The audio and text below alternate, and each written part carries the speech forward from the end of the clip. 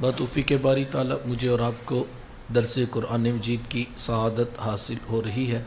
اللہ کی بارگاہ میں دعا گو ہوں کہ اللہ تعالیٰ میری اور آپ کی شرکت کا ایک ایک لمحہ قبول فرمائے اور قابل عمل باتوں پر توفیق عمل نصیب فرمائے۔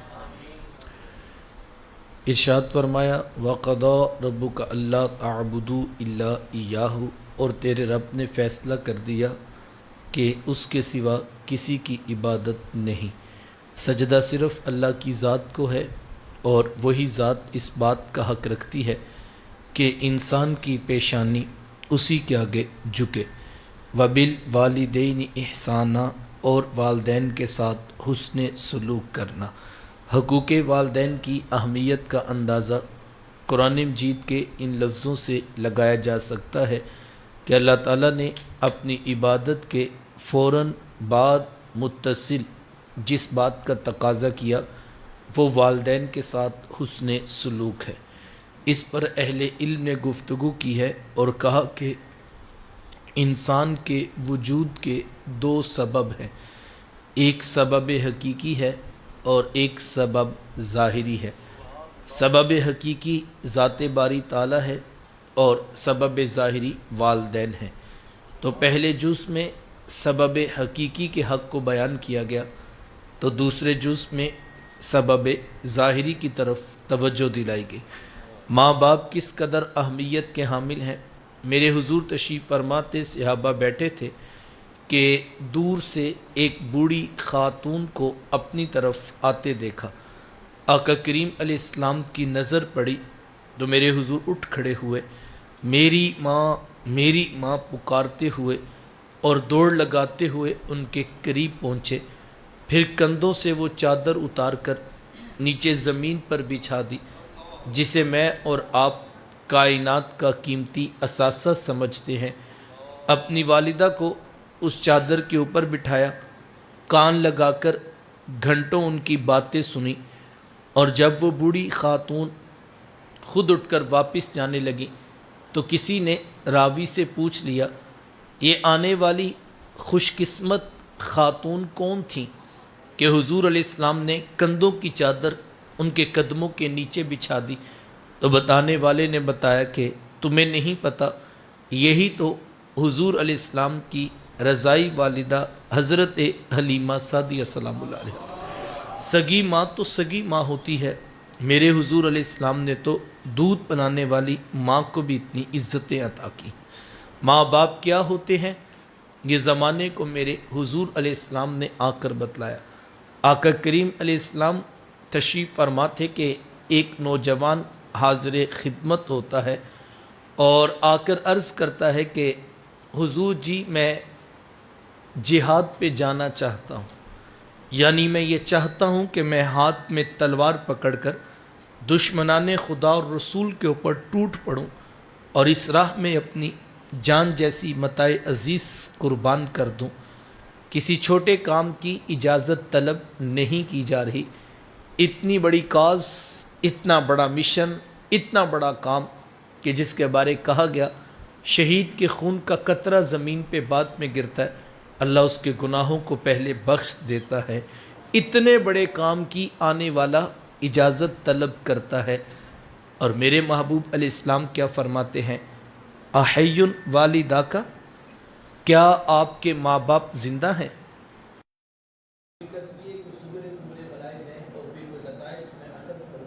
اور پھر میں آپ سے پوچھوں کہ جناب بتائیں نتیجہ یہ آتا ہے کہ نہیں؟ یہ ایسی کوئی تحقیقی بات نہیں ہے، یہ دو ٹوک واضح بنیادی دین ہے جو اللہ کے رسول نے ہمیں دیا۔ لیکن معذرت کے ساتھ ناراض نہ ہوئیے گا، چند لمحوں کے لیے میں اور آپ اپنے معاشرے کا انالیسس کریں کہ ہم کہاں پہ کھڑے۔ آج اتنی دردناک حالت ہے کہ بوڑھا باپ کانپتے ہوئے لہجے میں منت برے انداز میں بیٹے سے کہتا ہے کہ جانا ہے۔ یہ دین کس نے سکھایا بھئی؟ یہ اللہ کے رسول کی تعلیمات تو نہیں ہے، اور نہ ہی یہ دربار والوں کی تعلیمات تھی، یہ آج کے ان پڑھ جاہل کاروباری صوفیوں کا مسئلہ ہے۔ اگر 50 لوگ ہر وقت ان کے ڈیرے پہ نہ بیٹھے تو جناب ان کا کاروبار نہیں چلتا۔ لہٰذا اپنے کاروبار کو چمکانے کی خاطر اپنی مرضی کے نتائج اخذ کرنے کے لیے موڈیفائڈ فارم میں اپنا ایک الگ سے دین کا تشخص قائم کیا جاتا ہے، اور لوگوں کو یہ بتایا جاتا ہے کہ اگر تم حق کو پہچاننا چاہتے ہو، ہدایت پہ رہنا چاہتے ہو، تو یہ کام ضروری ہے۔ کون سے کام ضروری ہیں؟ جمعرات کی حاضری ضروری ہے۔ کوئی کہتا ہے کہ عرس پر نہ آئے تو تمہیں اللہ کا قرب نہیں ملے گا، کوئی کہتا ہے تنظیم کے ساتھ نہ چلے تو رب راضی نہیں ہوگا، کوئی کچھ کہتا ہے، کوئی کچھ کہتا ہے۔ مجھے تو رسول اللہ نے یہ فرمایا ہے، رضا اللہ فی رضا الوالد و سخط اللہ فی سخط الوالد۔ سبحان میں اللہ، جس کا سبحان باپ راضی ہے ہم ضمانت دیتے ہیں اس کا عرش کا رحمان بھی راضی ہے، اور جس کا باپ ناراض ہے وہ جہاں مرضی گھومتا پھرے، کہیں سے کچھ نہیں ملے گا جب تک پہلے ماں باپ راضی نہیں ہوں گے۔ یہ بنیادی دین ہے، اور یہ میں جو دکھڑا آپ کے سامنے رکھ رہا ہوں، بڑی نازک بات کی طرف توجہ دلا رہا ہوں۔ یہ وہ لوگ ہیں جو بظاہر دین کے ساتھ جڑے ہوئے ہیں، میں اس کی بات نہیں کرتا جو بیزار دین ہے، جو دین کی طرف آنا ہی نہیں چاہتا، اس کا ماں باپ کے ساتھ کیا سلوک ہے وہ ایک الگ دردناک کہانی۔ لیکن بعض اوقات فہم دین صحیح نہ ملنے کی وجہ سے کچھ لوگ اس طرف چل پڑتے ہیں اور سمجھتے ہیں یہیں سے سب کچھ ملے۔ میرے شیخ تو جب کسی کو بیعت کرنے لگے تو سب سے پہلے یہ کہا، پتر رضا ثاقب سے بھی کچھ نہیں ملے گا جب تک ماں باپ راضی نہیں ہوگے۔ یہ بنیادی دین واضح کرنا ہوگا۔ میں ایک سادہ سا سوال آپ سے رکھتا ہوں، میں یہ کہتا ہوں کہ کوئی شخص اگر مجھے بتا دے، آپ کو کہیں سے یہ خبر مل جائے کہ فلاں پہاڑ کی اوٹ میں یا فلاں دریا کے کنارے پر ایک اللہ والے رہتے ہیں، نیک ہیں، شب زندہ دار ہیں، تہجد گزار ہیں، صوم و صلات کے پابند ہیں، اور کوئی ہمیں آ کے بتا دے، وقت کا شیخ الحدیث بتا دے کہ ان کی صحبت اختیار کرو تو تمہیں اللہ کا قرب ملے گا، تو میرا نہیں خیال اگر کہیں پہ گمان بھی ہمیں آ جائے یا کوئی بڑا ہمیں بتا دے تو ہم زیارت کے لیے نہ جائیں۔ واصف صاحب نے کہا تھا جہاں شک بھی پڑے یہ شخص اللہ والا ہے تو کہا اس کی قربت میں چند لمحے ضرور گزار لو۔ تو یہ انسانی طبع ہے۔ تو میں یہ کہتا ہوں کہیں سے کوئی خبر مل جائے، کوئی شخص ہمیں یہ بتا دے کہ فلاں شخص فلاں صوبے میں رہتا ہے اور وہ اللہ کی قربت رکھتا ہے، تم اس کے پاس جاؤ، تو میرا نہیں خیال کہ ہم میں سے کوئی شخص پیچھے رہے گا۔ ہم پہلی فرصت میں جو ہے وہ اس شخص کی زیارت کے لیے ضرور پہنچ جائیں۔ شخص تو شخص ہوتا ہے، کہیں پہ گمان گزرتا ہے، کہیں پہ کوئی نشان ملتا ہے تو لوگوں کا ہجوم لگ جاتا ہے۔ اللہ کا قرب چاہتے ہیں نا۔ لیکن میں یہ کہتا ہوں کسی شخص کے بارے میں آج کوئی شخص 100% تیقن سے نہیں کہہ سکتا فلاں کو راضی کرو اللہ راضی ہوگا۔ کسی کے بارے میں گمان ہو سکتا ہے، امید ہو سکتی ہے، آپ کی آرزو ہو سکتی ہے، آپ کا وجدان کہہ سکتا ہے، آپ کا خیال ہو سکتا ہے، لیکن 100% یقین سے تو ہم کسی کے بارے میں نہیں کہہ سکتے کہ فلاں بابا جی کے پاس بیٹھو، فلاں پیر صاحب کے پاس بیٹھو، فلاں شیخ الحدیث کے پاس بیٹھو، تمہیں اللہ کا قرب ملے۔ 100% ضمانت کسی کے پاس، لیکن جس بابا جی کا میں تعارف کروا رہا ہوں ان کی ضمانت میں نہیں دے رہا، آمینہ کے لال دے رہے ہیں۔ حضور فرما رہے ہیں اگر باپ راضی ہے ہم ضمانت دیتے ہیں عرش کا رحمان بھی راضی ہے۔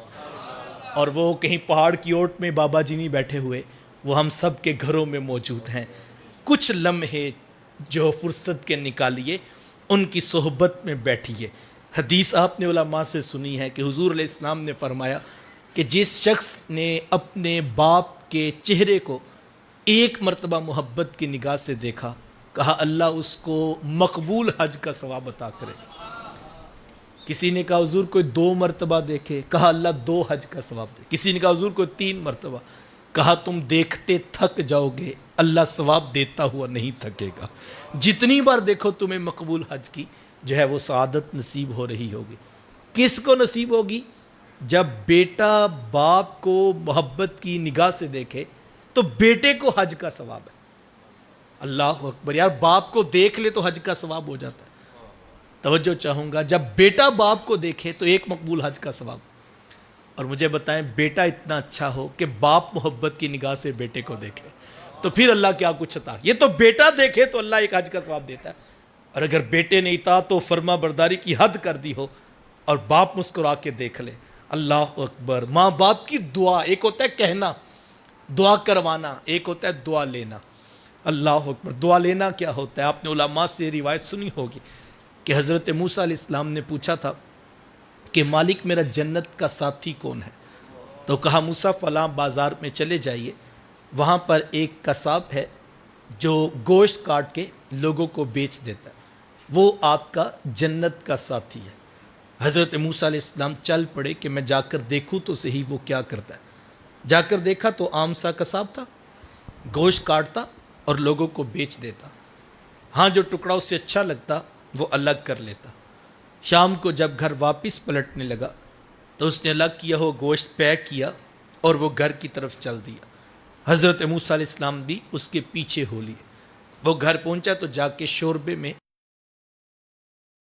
خدمت کرتا ہوں تو یہ روزانہ آسمان کی طرف رخ کر کے کہتی ہے کہ اللہ تجھے جنت میں موسیٰ کا ساتھ عطا کرے، اور میں کہتا ہوں کہ ماں تو بڑی سادہ ہے، کہاں کوہ طور پہ بیٹھ کر ڈائریکٹ رب سے باتیں کرنے والے پیغمبر حضرت موسیٰ علیہ السلام، اور کہاں میرے جیسا عام سا گناہ گار آدمی۔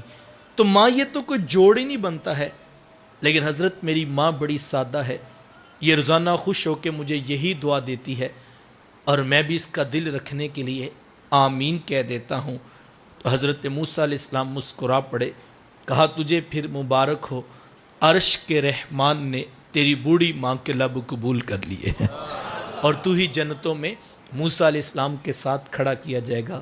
ماں راضی ہو نا یار، رب صرف جنت نہیں جنتوں میں نبیوں کا ساتھ بھی عطا کرتا ہے۔ ماں باپ کی خدمت اتنا بڑا عمل ہے، یقین جانیے اتنی سعادت ہے، اتنی خوش بختی ہے اس شخص کے لیے جس کو ماں باپ کی خدمت کی توفیقات نصیب ہو جائے۔ اگرچہ یہ بہت درجے کی بات ہے، لیکن اس کا امتحان بھی بڑا ہے، یہ مشکل بھی ہے، یہ آسان بھی نہیں ہے، میں مانتا ہوں اس بات کو۔ اور اس کی ایک بڑی حقیقت یہ ہے کہ ماں باپ جب بوڑھے ہو جاتے ہیں تو عمر کے تقاضے کی وجہ سے کچھ بچپنے کی سی عادات واپس پلٹ آتی، اب ذہن اس طرح سے جو ہے ایکٹیو نہیں ہے، اور بیٹا 30-35 سال کی عمر میں، باپ 60-70 سال کی عمر میں، تو ایج ڈیفرنس کی وجہ سے بہت ساری چیزیں مختلف ہو چکی۔ بیٹا اپنے مزاج میں جدید سائنس اور علوم حاصل کرنے کے بعد ماڈرن سائنس اور ٹیکنالوجی کے ایرا میں جی رہا ہے، تو وہ اس کے مطابق سوچتا ہے۔ باپ کی وہی پرانی روش ہے، وہی اصول ہیں، وہی قوانین ہیں، اور زندگی کا ایک حصہ گزر گیا ان کے اوپر، وہ مطمئن ہے۔ اب کسی بات میں اختلاف ہو گیا تو کیا کیا جائے؟ بیٹا اپنی جگہ پہ تیقن رکھتا ہے کہ میں علم، عقل، فہم اور جدید علوم سے جو ہے وہ آراستہ ہوں، میری بات بالکل واضح ہے اور مجھے یقین ہے میرا فیصلہ ہونا چاہیے، اور جیسے میں کہتا ہوں ایسے ہی بات ہونی چاہیے۔ باپ کہتا ہے میرا ایک تجربہ زندگی ہے اور میں اسی کے مطابق سوچتا ہوں، مجھے اس پر یقین ہے جیسے میں سوچتا ہوں۔ تو ایج ڈیفرنس ہونے کی وجہ سے اوپینینز کے اندر فرق آ جائے، جب آراء مختلف ہو گئی، اختلاف کی نوعیت بڑھ گئی، اب کیا کیا جائے؟ مالک میں اپنے دل کی بات تو کرنا چاہتا ہوں، میرے پاس علم ہے، عقل ہے، فہم ہے، ادراک ہے، جدید سائنس اور علوم میرے پاس ہے، میں تو بات کرنا چاہتا ہوں، اور باپ تو بات سننا بھی نہیں چاہتا، اختلاف رائے پایا جاتا ہے۔ اب کیا کیا جائے؟ تو ایسے لگتا ہے جیسے اسی کنڈیشن کو جو آج کرنٹ ایرا میں ہم دیکھ رہے ہیں، قرآن نے اس کو انٹرٹین کیا اور پورا مضمون باندھا اس کے اوپر۔ کہا اما یبلغن عندک الکبر احدہما او کلاہما، اگر وہ بڑھاپے کو پہنچ جائے ان میں سے ایک یا وہ دونوں، تو پھر کیا کرو؟ بات کرنی ہے، مالک میں اپنا موقف رکھنا چاہتا ہوں، میں اپنے دلائل واضح کرنا چاہتا ہوں۔ کہا ضرور بات کر لو، لیکن ہم تمہیں طریقہ، اسلوب، ضابطہ دے دیتے ہیں، بات کرنی کیسے۔ مالک میں سننے کے لیے آمادہ ہوں، مجھے گائیڈ کیا جائے کہ میں نے اپنے ماں باپ سے اختلاف رائے کیسے پیش کرنا ہے۔ کہا فلا تقل لہما اف، ان کو اف تک نہ کہنا۔ مالک میں بات کرنا چاہتا ہوں، اف نہیں کہوں گا۔ کہا دوسری بات سن لو، اف بھی نہ کہنا، ولا تنہرہما، ان کو جھڑکنا بھی نہیں۔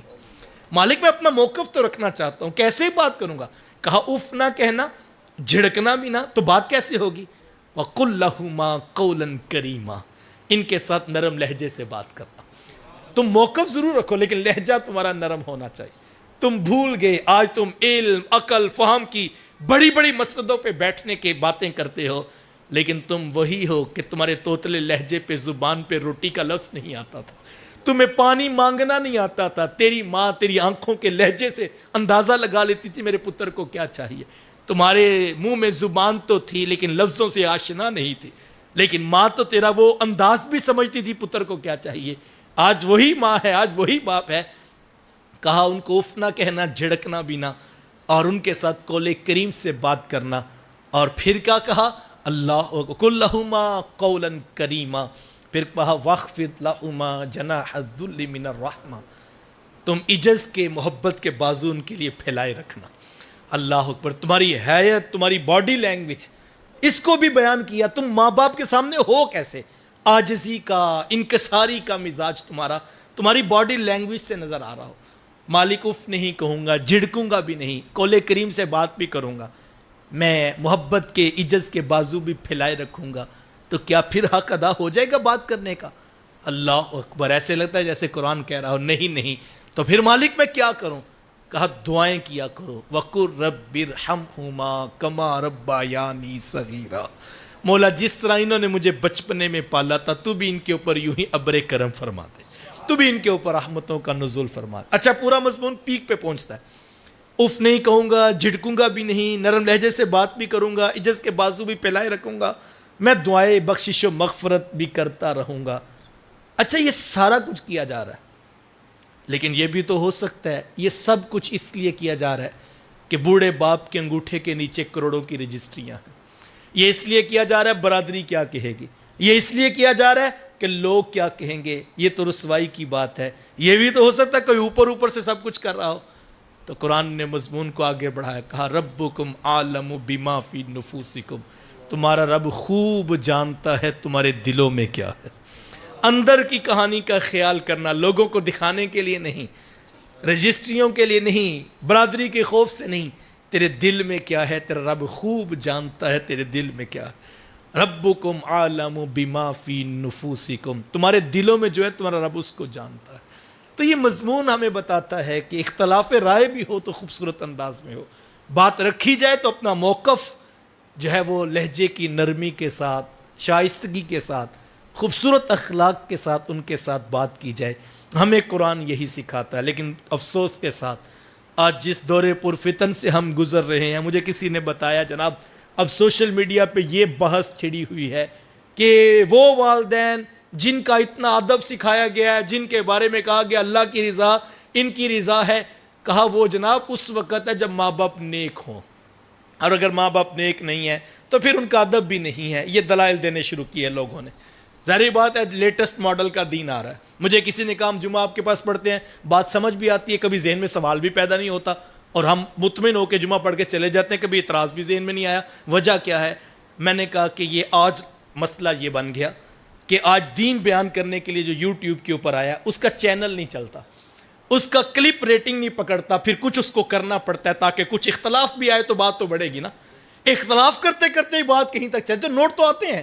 تو میں نے کہا سیدھا بات بتا دی جائے تو جمعہ پڑھ کے لوگ چلے جاتے ہیں, سب کو بات سمجھ آتی ہے, ہر کوئی اپنے من کی دنیا میں اترتا ہے کہ یار میں کہاں کھڑا ہوں, دین کیا کہہ رہا ہے. تو میں کہ یہ آج جو ہے وہ کسی نے مجھے کلپ دیا, جناب یہ کلپ دیکھیے یہاں تک بات پہنچ گئی ہے.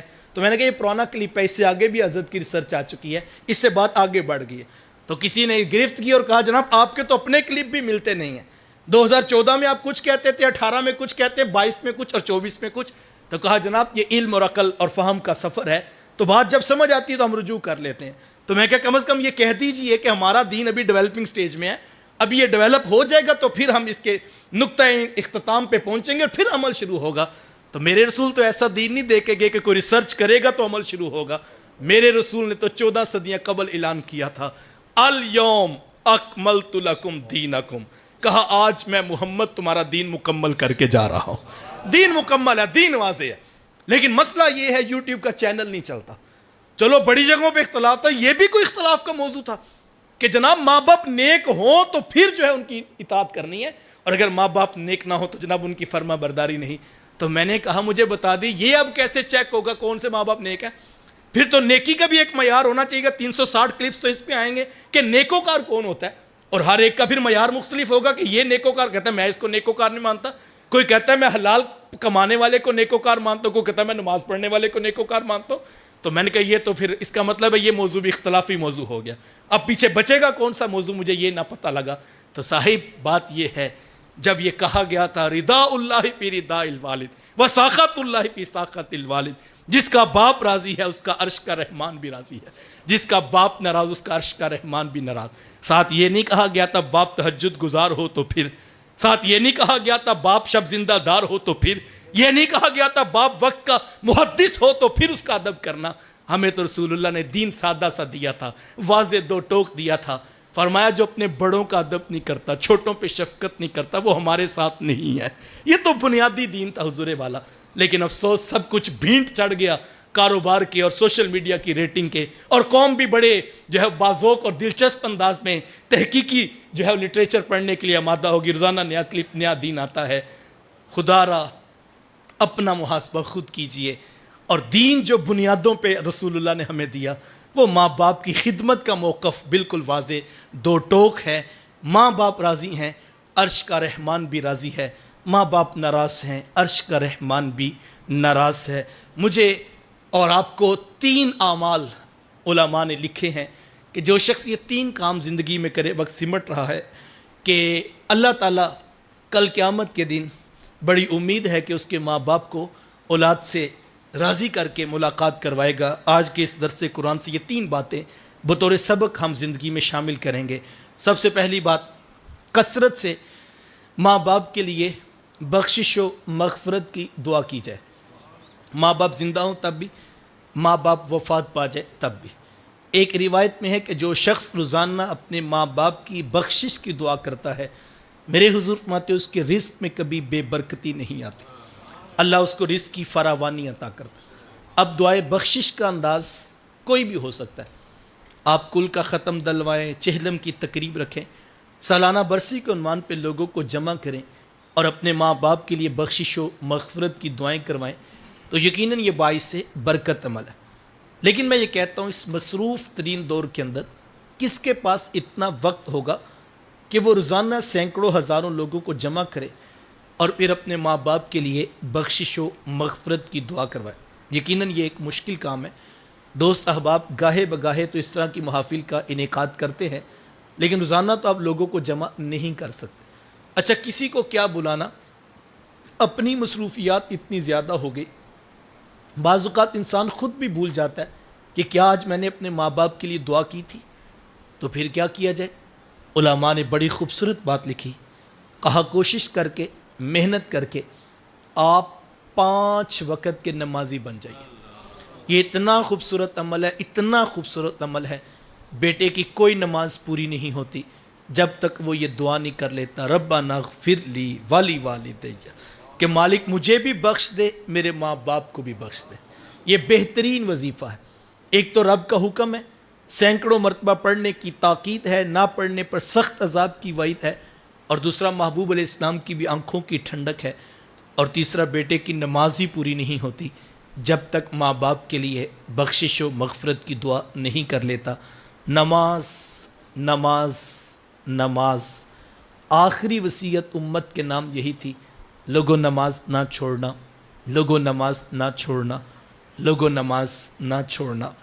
آج ہم دیکھیں ہم کہاں پہ کھڑے، 95% لوگ ہیں جو شاید عملاً نماز کا بائیکاٹ کر چکے ہیں۔ ہماری مسجدیں ویران ہیں اور ہمارے گھر قبرستان بنے ہوئے ہیں۔ جس گھر میں کوئی شخص اٹھ کے مصلی بچھانے کے لیے آمادہ نہیں، وہ گھر قبرستان نہیں تو اور کیا ہے۔ کاش میں اور آپ سنجیدگی کے ساتھ اس کے اوپر غور کریں، انگلی پکڑ کر اپنی اولاد کو مصلی پہ کھڑا کیا جائے۔ یہ ہماری بنیادی ذمہ داری ہے۔ قُوا أَنفُسَكُمْ وَأَهْلِيكُمْ نَارًا، اے ایمان والو اپنے آپ کو اور اپنے اہل خانہ کو جہنم کی آگ سے بچا لو۔ بطور والد بطور والدہ ہماری یہ ذمہ داری ہے کہ ہم اپنی اولاد کو اس راہ پہ لگائیں، انگلی پکڑ کر ان کو مصلی پہ کھڑا کیا جائے۔ یقین جانیے اتنی سعادت مند ہیں وہ اولاد جن کو پنجگانہ سجدے کی توفیق حاصل ہے۔ یہ اللہ کا خاص کرم ہے اس گھر پر جہاں صبح کے وقت نوجوان مسجدوں کا رخ کرتے ہیں تو بیٹیاں گھروں میں مصلی بچھا لیتی۔ کاش کہ ہم اس کے اوپر سنجیدگی سے سوچیں۔ ہو سکتا ہے ہمارے جانے کے بعد ہماری اولادیں کوئی بہت بڑا ختم نہ دلوا سکے، ہو سکتا ہے کہ وہ سال کے بعد بھی آ کے ہماری قبر پہ سلامی نہ پیش کر سکے۔ ان کو آنا چاہیے، قبر پہ آنے کی الگ برکت، لیکن میں کہتا ہوں ہو سکتا ہے کہ وہ نہ آ سکے، لیکن کوئی بات نہیں۔ جیسے بیٹا بیرون ملک میں دفتر کی کرسی سے اٹھ کر وضو کر کے مصلی بچھائے گا اور ہاتھ باندھ کے کہے گا مولا رب العالمین تو ہے، رحمان تو ہے، رحیم تو ہے، مالک یوم الدین تو ہے. کبھی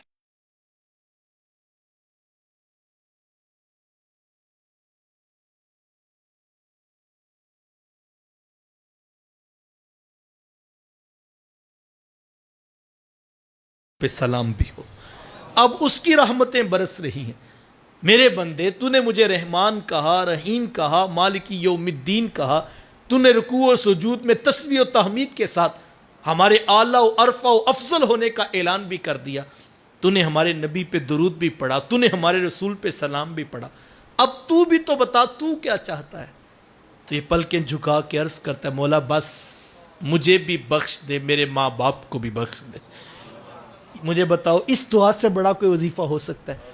تو محنت اس بات پر کیجیے. میں کہتا ہوں یار اولاد کو کاروباری سکھائیں، آپ بیٹے کو تاجر ہی بنائیں، لیکن دو خوبیاں اس کی روح میں اتار دیں.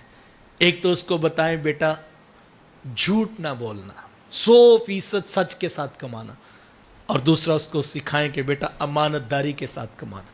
یہ دو خوبیاں آپ نے بیٹے کی روح میں اتار دیں. بیٹا تاجر بنا، کاروباری بنا، کوئی مسئلہ نہیں، لیکن دو خوبیاں، دو باتیں ان پر کمپرومائز نہیں کرتا. 100% اس کی روح میں آپ نے اتار دی. اللہ اکبر. تو سنیے حضور علیہ السلام کا فرمانی عالی شان.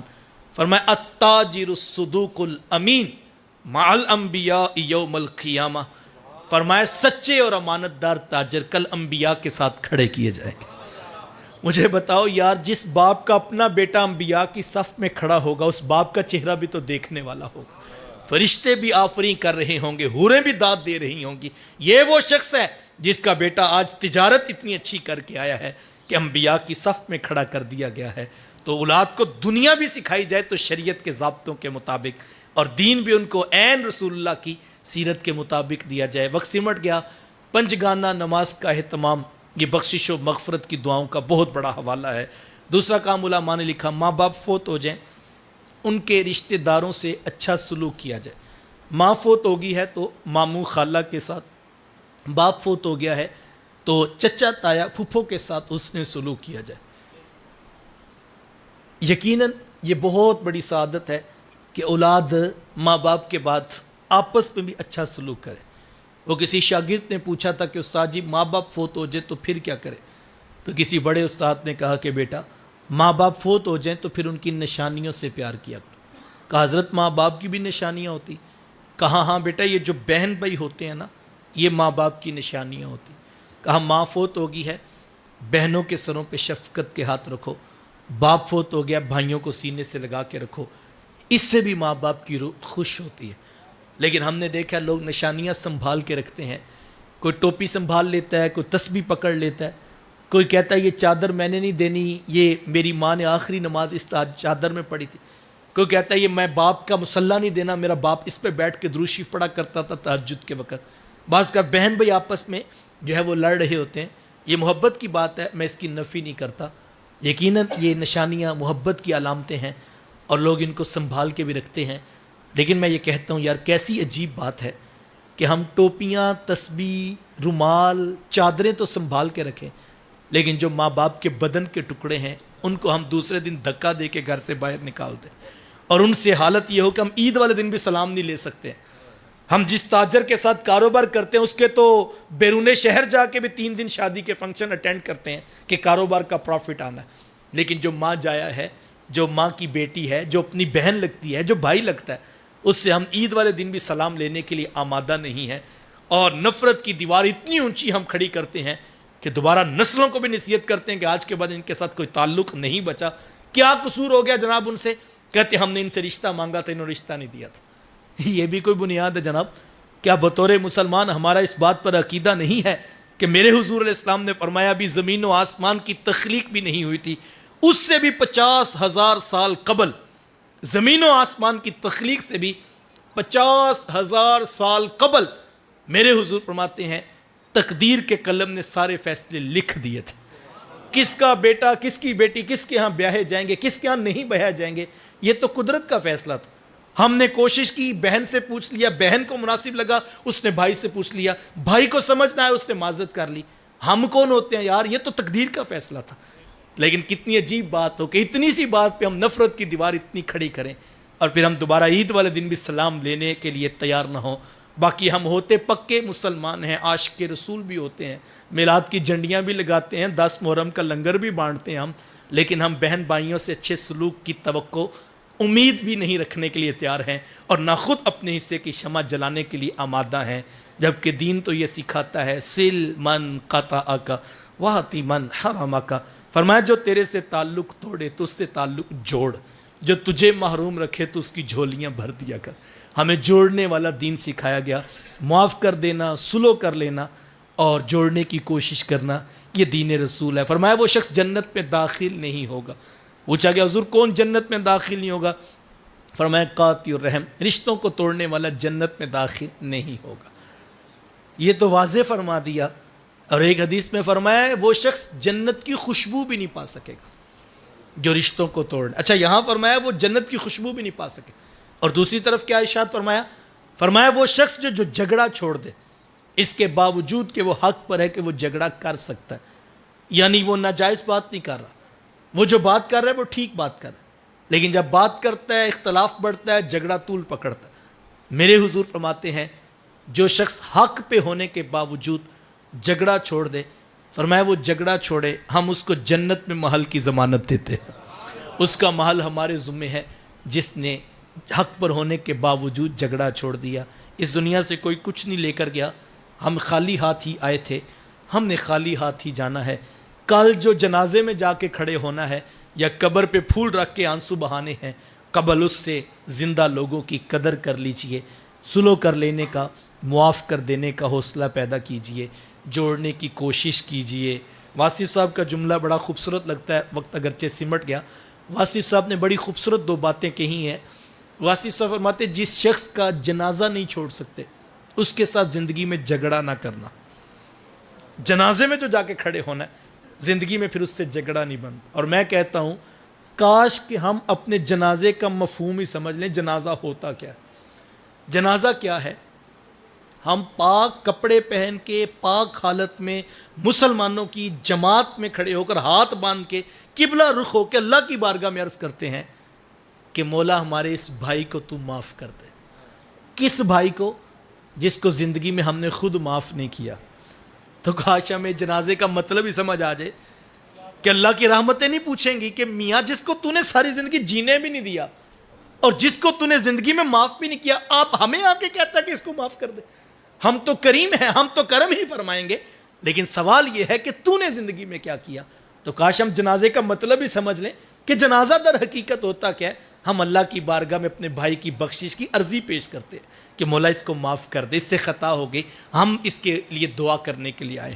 لیکن ہم دعا بھی کر رہے ہوں لیکن ہم کہ نہیں میں معاف نہیں کرنا، تو پھر جنازہ پھر رسم ہی ادا ہوئی نا صاحب. کاش ہم اس کے اوپر غور کر لیں. اور دوسری بات واصف صاحب نے کہا کہ جس کے ساتھ تعلق نہیں رکھنا پھر اس سے جھگڑا کیسا ہوتا ہے نا. 2 4 10 دن ہم کسی کے ساتھ چلے، کاروبار کیا، معاملات کیے، ہمیں سمجھ آیا بندہ ٹھیک نہیں، تو جب سمجھ آ گیا ٹھیک نہیں ہے اس کا مطلب تعلق نہیں رکھنا. تو واصف صاحب فرماتے جب تعلق نہیں رکھنا تو پھر جھگڑا کس بات کا. اور دوسری بات اس سے بھی لطیف فرماتے جب تعلق ہی رکھنا ہے تو پھر جھگڑا کس بات کا. جھگڑا تو دونوں صورتوں میں نہیں سچتا. جب تعلق نہیں رکھنا آہستہ آہستہ مدم کر دیجئے، تعلق ختم ہو جائے گا. اور جب تعلق ہی رکھنا ہے تو پھر جھگڑا کس بات کا. جھگڑا تو دونوں صورتوں میں نہیں جچتا. چونکہ یہ آپ نے جملہ سنا ہوگا نا، لوگ کہتے ہیں پرا نہیں چھڑے جاندے. تو صاحب جب پتہ نہیں چھوڑے جاتے تو پھر جھگڑا کس بات کا. تو پھر نبھائیے نا، پھر لڑ کے بڑھ کے مار کے توڑ کے اینڈ پہ کہنا کسی نے آ کے پائی نہیں چھڑے جاندے، تو کہا یہ مینوں بھی پتہ ہے. تو صاحب جب پتہ ہے تو پھر نبھائیے. اور مشکل ضرور ہے. میں نے یہ حدیث بیان کی یہ تلا گنگ والی سائڈ پہ، تو جب میں گاڑی میں بیٹھنے لگا تو ایک سفید داڑھی والے بابا جی میرے پاس آئے تو کہنے لگے ڈاکٹر صاحب میں یہ حدیث جب سے سنی ہے کہ حضور علیہ السلام نے فرمایا جو حق پہ ہونے کے باوجود جھگڑا چھوڑ دے ہم اس کو جنت میں محل دلوائیں گے. تو کہتے ہیں میں نے جب سے یہ حدیث سنی ہے میں اس حدیث پہ عمل کرتا ہوں، کوشش کرتا ہوں جھگڑا ہو ہی نہ، اور اگر کبھی ہو جائے تو میں خود ہی جا کے معافی مانگ کے صلح کر رہا ہوں. اور اب مسئلہ یہ بن گیا ہے کہ میری برادری والے میرا مذاق اڑاتے اور کہتے اے بھی کوئی بندہ ہے ہجے جھگڑا ہوں نہیں تو پہلے تو کیا پتا محشر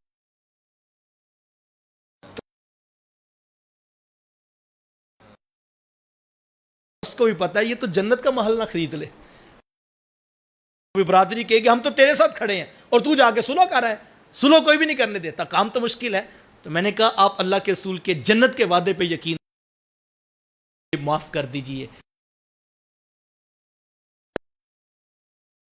اللہ اکبر. کوئی کہے گا مجھے نماز کے صلے میں ملا, کوئی کہے گا مجھے روزے کے صلے میں ملا, کوئی کہے گا مجھے تہجد کے صلے میں ملا, لیکن وہ کیسا خوش قسمت ہوگا جو کہے گا یہ محل مجھے آمینہ کے لال نے دلوایا ہے, یہ رسول اللہ کا ضمانت دیا ہوا محل ہے جو آج مجھے ملا ہے, اس کی ضمانت حضور نے دی تھی. اور میں کہتا ہوں جو جتنا بڑا ہوتا ہے اس کی چوائس, اس کی پہچان اتنی بڑی ہوتی. تو مجھے بتاؤ یار وہ محل کتنا خوبصورت ہوگا جس کی ضمانت اللہ کے رسول نے دی ہوئی. تو ناز کیجئے اس بات پر اگر آپ کو اللہ نے صلح کرنے کا حوصلہ دیا ہے, اگرچہ یہ مشکل ہے لیکن یہ جنت کا رستہ بھی تو ہے. تیسری بات, ماں باپ فوت ہو جائیں, جو نیکی کا کام وہ کیا کرتے تھے اس کا تسلسل نہیں ٹوٹنا چاہیے.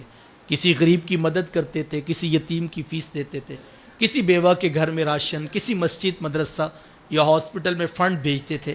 تو یہ نہیں کہ اگلے دن وہ آئیں تو آپ کہیں وہ تو حاجی صاحب کرتے تھے کل سے آپ نے نہیں آنا. ایسے نہیں ہونا چاہیے. نیکی نسل در نسل آگے چلتی رہنی چاہیے. نیکی میں بڑی طاقت ہے, نیکی کو حقیر نہ سمجھیے. آقا کریم علیہ السلام نے فرمایا اگر تم راہ خدا میں ایک خشک کھجور صدقہ کر دو, فرمایا اس کی رحمتوں سے بعید نہیں, وہ اس کھجور کا صدقہ تمہیں بھڑکتے ہوئے جہنم کے شعلوں سے آزاد کرتے. ایک کھجور بھی قبول ہوگی. تو نیکی کو چھوٹا نہ سمجھیے. خود اتنی اچھی زندگی ہم گزاریں, ہماری اولادیں فخر سے کہیں یہ نیکیاں میرا باپ کرتا تھا, آج کے بعد یہ سعادت میں لے لوں گا. یہ درس قرآن میرے والد صاحب کرواتے تھے, یہ میلاد کا جلسہ میرے ابا جی کرواتے تھے, یہ گھر میں محفل ذکر میری والدہ کے زیر اہتمام ہوتی تھی. آج کے بعد یہ کام نیکی کے میں کیا کروں گا تاکہ وہ کریں, پھر ان کی نسلیں, پھر ان کی نسلیں.